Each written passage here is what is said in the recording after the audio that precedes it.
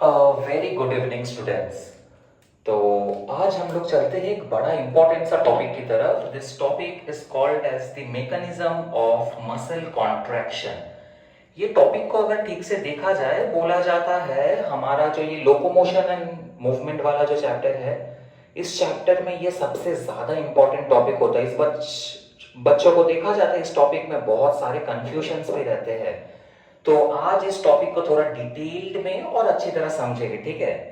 सबसे पहले हमें मैकेनिज्म में जाने से पहले हमें कुछ बेसिक चीजें जानना पड़ेगा।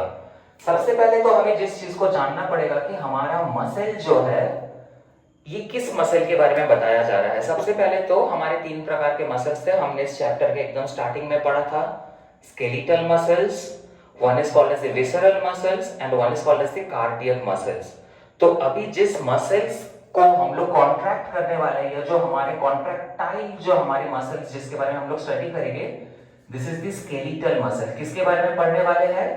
Skeletal muscle.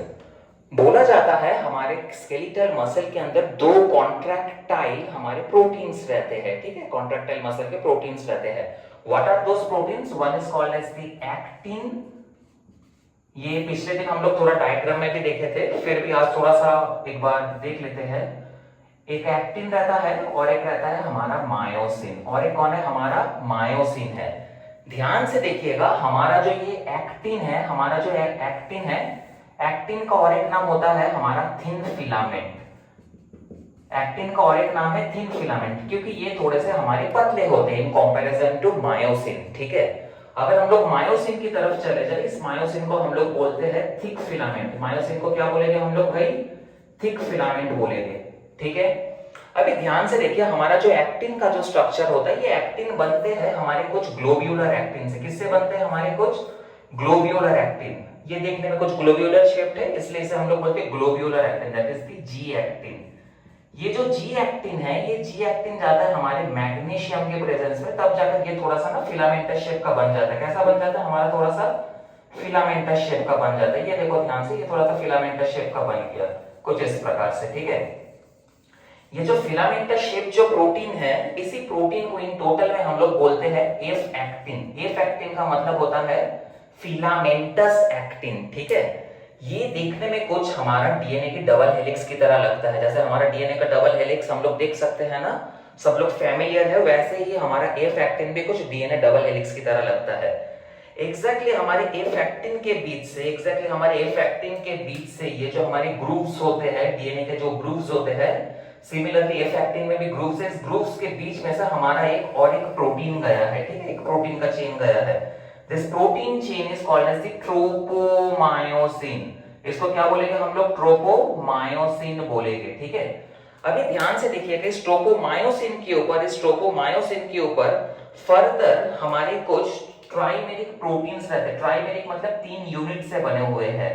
ये हमारे ऑल्टरनेट में रहते हैं, मतलब ऑल्टरनेट डिस्टेंस में। देखो एकदम ये लोग कहां पर कनेक्टेड है? हमारे ट्रोपोमायोसिन के ऊपर एकदम ऑल्टरनेट वे में आ रहे हैं। This trimeric protein in total is called as the troponin. इसको क्या बोलते हैं हम लोग? ट्रोपोनिन बोलेंगे, ठीक है। अभी ध्यान से देखिएगा, ये जो ट्रोपोनिन होता है, ट्रोपोनिन में तीन यूनिट्स रहते हैं। ट्रोपोनिन में हमारे तीन यूनिट्स रहते हैं, that's why this is called as the trimeric protein. इसे क्या बोलेंगे हम लोग? ट्राइमेरिक प्रोटीन बोलेंगे, ठीक है। अभी ट्राइमेरिक प्रोटीन में एक यूनिट रहता है, that is called as the TPC. ये जो टीपीसी रहता है, ये जो टीपीसी रहता है, TPC has a ability to join with calcium. किसके साथ जुड़ने की क्षमता रखता है? हमारे कैल्शियम के साथ। अच्छा, थोड़ा सा इसमें जाने से पहले और एक चीज थोड़ा सा जान लेते हैं। हम लोग जो ये कॉन्ट्रैक्शन बोल रहे हैं, हम लोग जो ये कॉन्ट्रैक्शन बोल रहे हैं, कॉन्ट्रैक्शन मतलब एग्जैक्टली मसल्स करते क्या है? एक चीज तो बहुत सिंपली समझ लीजिए, कॉन्ट्रैक्शन का मतलब होता है हमारे जब एक्टिन और मायोसिन एक साथ जुड़ते हैं, इसी को हम लोग बोलते हैं कॉन्ट्रैक्शन। जब एक्टिन और मायोसिन दोनों अलग रहेंगे, उसे हम लोग बोलेंगे रिलैक्सेशन। जब एक्टिन और मायोसिन जुड़े तो उसे क्या बोलेंगे? कॉन्ट्रैक्शन। और जब अलग हो गए तब उसे क्या बोल देंगे हम लोग? रिलैक्सेशन बोल देंगे, ठीक है।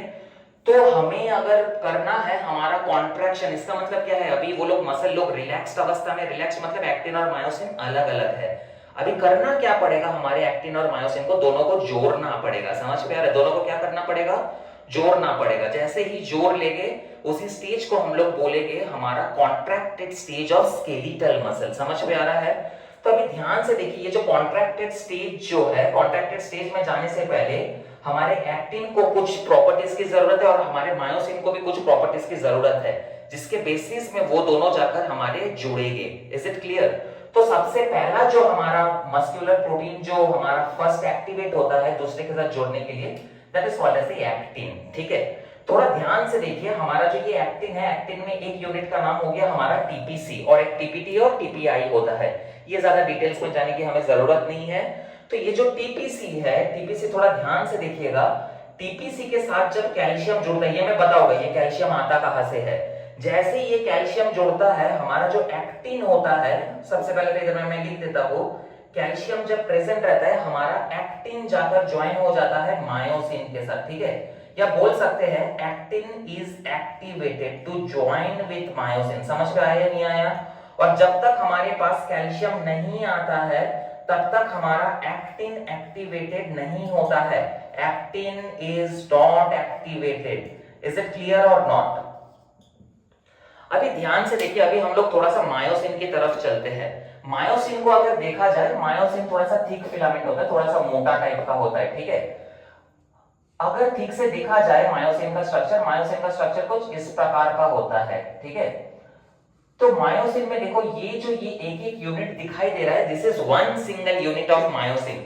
One single unit of myosin is called as meromyosin. इसको क्या बोलेंगे हम लोग? मीरोमायोसिन बोलेंगे। ठीक है, अब ध्यान से देखना, मीरोमायोसिन को थोड़ा सा हम ठीक से बनाते हैं। मीरोमायोसिन में दो पार्ट्स रहते हैं, one is called as the HMM, one is called as the LMM. ये ध्यान से देखो हम लोग ये स्ट्रक्चर बना कैसे रहे हैं। ये जो इधर में मैंने एक ग्लोब्यूलर लाइक स्ट्रक्चर बनाया है, ये होता है हमारे मीरोमायोसिन का हेड। ये हो गया हमारा पूरा मीरोमायोसिन का स्ट्रक्चर।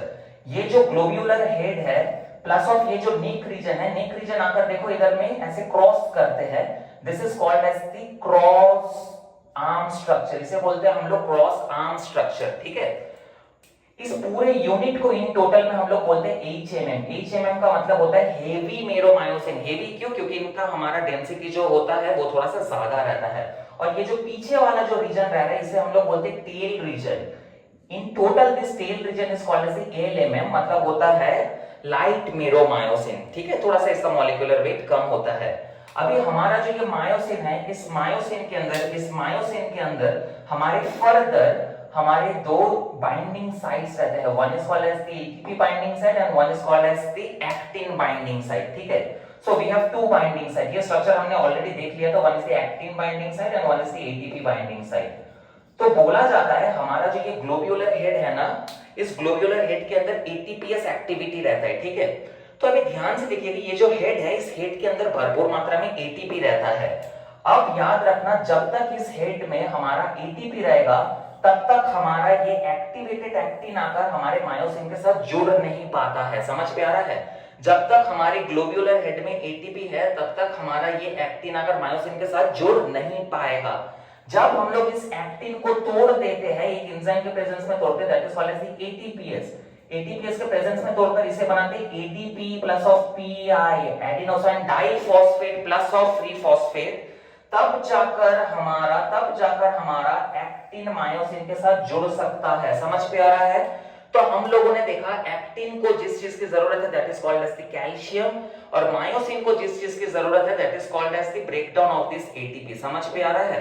तो ये दोनों चीज अगर हो जाता है तो एक्टिन और मायोसिन एक दूसरे के साथ जुड़ सकते हैं।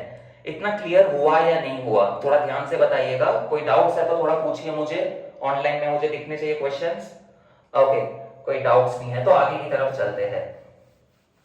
अभी हम लोग चलते हैं हमारे मसल सेल की स्ट्रक्चर की तरफ। अच्छा, क्या आप लोगों को मालूम है मसल का जो सेल होता है वो किस शेप का होता है? क्या आप लोगों को मालूम है मसल सेल किस शेप का होता है? मसल सेल जो शेप का होता है, this shape is called as the muscle cell. मैं लिख देता हूं थोड़ा सा, मसल सेल। मसल सेल का जो शेप होता है वो होता है टी वेजिनेटेड या टी टिब्यूलर स्ट्रक्चर। कैसा होता है मैं बनाता हूं, टी टिब्यूलर और टी वेजिनेटेड, टी टिब्यूलर और टी वेजिनेटेड। थोड़ा सा मैं दिखाता हूं, एक मिनट। ये टिब्यूलर और वेजिनेटल मतलब होता क्या है, थोड़ा ध्यान से देखिएगा, इसका बहुत बड़ा एडवांटेज है हमारे मसल कॉन्ट्रैक्शन में, ठीक है। हमारे जो मसल सेल्स होते हैं ये कुछ देखने में इस प्रकार के होते हैं, ये कुछ देखने में हमारे इस प्रकार के होते हैं, ध्यान से देखिएगा।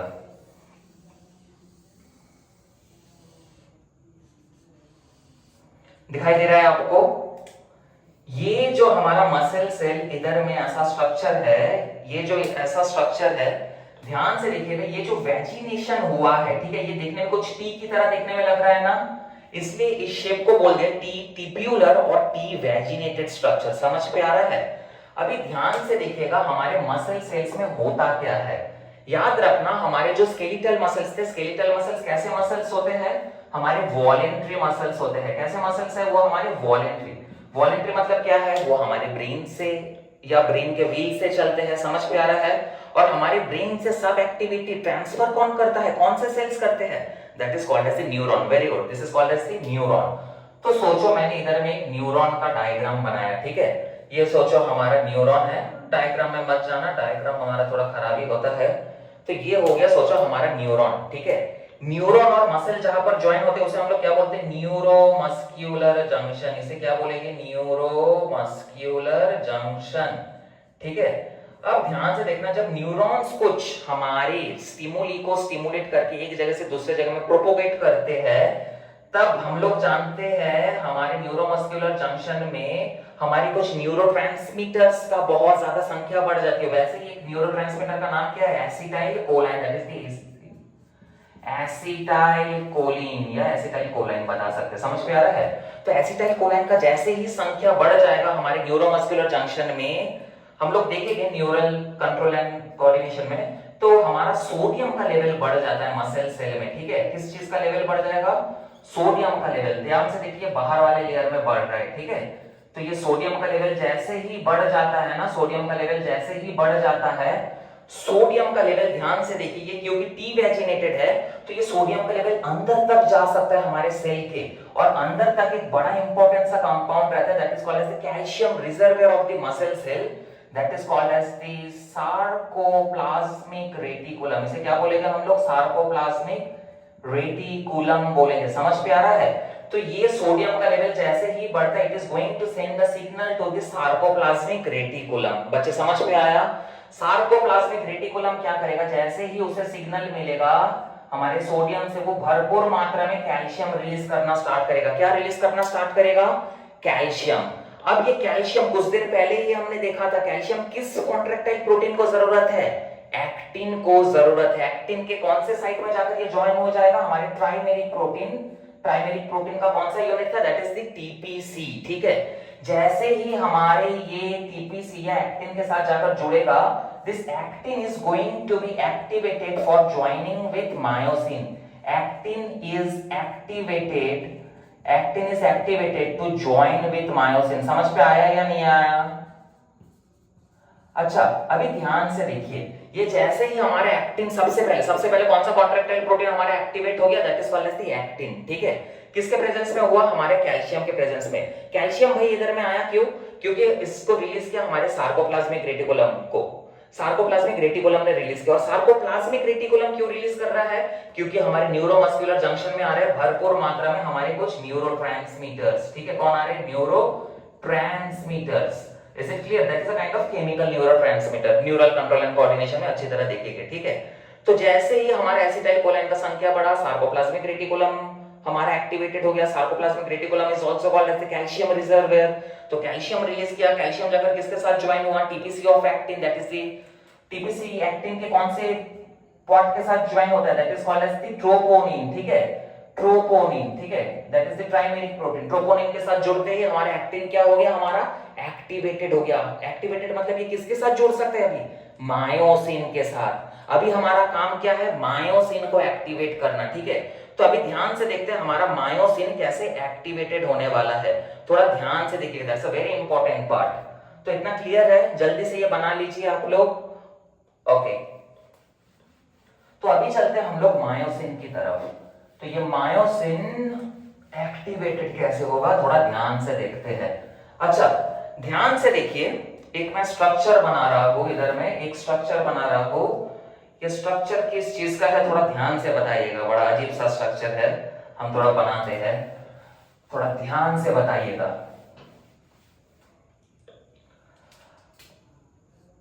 अच्छा बता सकते ये मैंने क्या बनाया है इधर में, बता सकते हैं? यस एग्जैक्टली, ये हमारा मायोसिन, ये मशरूम नहीं है, ठीक है, ये हमारा कोई दूसरा ग्रह का हमारा सैटेलाइट भी नहीं है, ये है हमारा मायोसिन। मायोसिन का ये जो पार्ट है, this is the head part, this is the neck part and this is the tail part, ठीक है। तो ये हो गया हमारा HMM, ये हो गया हमारा HMM, और ये वाला पार्ट हो गया हमारा LMM, ठीक है। अच्छा अभी ध्यान से देखिएगा, हमारा जो एक्टिन था, हमारा जो एक्टिन था, एक्टिन ऑलरेडी एक्टिवेटेड था। एक्टिन क्या था हमारा? एक्टिवेटेड है, ये सोचो हमारा एक्टिन है, ये कौन है हमारा? एक्टिन है, ठीक है। तो एक्टिन ऑलरेडी क्या है? एक्टिन ऑलरेडी क्या है हमारा? एक्टिवेटेड है। एक्टिन ऑलरेडी क्या है हमारा? एक्टिवेटेड है। किसके साथ जुड़ने के लिए? हमारे मायोसिन के साथ। किसके साथ जोड़ने के लिए? हमारे मायोसिन के साथ। रुकिए बच्चे एक मिनट, तो ये सोचिए हमारा एक्टिन हो गया, ठीक है। तो actin is already activated, actin is already activated to join with myosin. But myosin के साथ ये जुड़ क्यों नहीं सकता है हमारा एक्टिन? क्योंकि हमारे मायोसिन हेड में कौन रहता है हमारा? एटीपी रहता है। जितना देर तक एटीपी रहेगा उतना देर तक हमारा एक्टिन मायोसिन के साथ जुड़ भी नहीं पाएगा। समझ में आ रहा है? तो हम लोगों ने कुछ देर पहले ही देखा था, हम लोग एटीपी कौन से एंजाइम के प्रेजेंस में तोड़ते हैं? इस हेड के अंदर ही उसका एक्टिविटी रहता है, that is called as ATPase. तो जब तक हमारे मायोसिन को ये हमारे एटीपी से अलविदा नहीं कहते हैं, तब तक एक्टिन मायोसिन के साथ जुड़ नहीं सकता है। तो ध्यान से देखिएगा इस प्रोसेस को। तो इसके बाद हम लोग आते हैं हमारे एक स्ट्रक्चर की तरफ, ठीक है। इधर में हो क्या रहा है थोड़ा ध्यान से देखिएगा।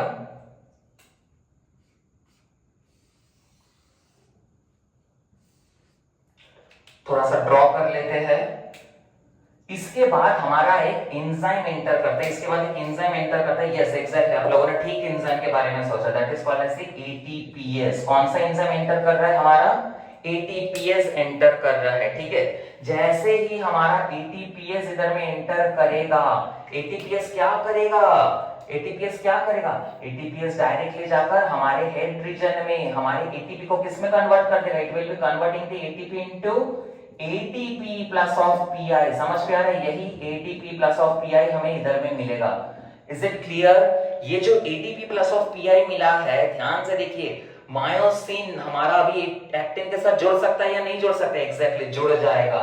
ये जो हमारा एक्टिन और मायोसिन एक साथ जो जुड़ गया just because of this enzyme that is called as the ATPase, इसी जगह को हम लोग बोलते हैं कॉन्ट्रैक्शन ऑफ मसल। कॉन्ट्रैक्शन में हमें करना क्या था? एक्टिन और मायोसिन को दोनों को जोड़ना था ना। इस स्ट्रक्चर का और एक नाम दिया जाता है, that is called as the cross bridge structure. इसका और एक नाम क्या है हमारा? क्रॉस ब्रिज स्ट्रक्चर है, ठीक है। क्रॉस हमें हमारे मायोसिन में मिला था, एग्जैक्टली। तो इसे हम लोग बोलते हैं क्रॉस ब्रिज स्ट्रक्चर। अभी ध्यान से देखिएगा, जैसे ही हमारा ये क्रॉस ब्रिज स्ट्रक्चर हुआ, हमारे मसल्स का, हमारे स्केलेटल मसल्स का एक्टिविटी क्या है? एक बार कॉन्ट्रैक्ट होना, अगेन रिलैक्स्ड होना, अगेन कॉन्ट्रैक्ट होना, अगेन रिलैक्स्ड होना, ये एक साइक्लिक प्रोसेस में चलते रहता है। तो सबसे पहले ये रिलैक्स था, उसके बाद ये कंट्रैक्टेड हुआ, अगेन इसे क्या करना पड़ेगा? हमें रिलैक्स करना पड़ेगा। अभी रिलैक्स कैसे करते हैं थोड़ा ध्यान से देखिएगा। सोचो ये आपका हेड है, इस हेड में ऑलरेडी आपके पास क्या था? एटीपी प्लस ऑफ पीआई था, इस वाले डायग्राम से देखिए, और इसके साथ कौन जुड़ा था? हमारा एक्टिन जुड़ा था।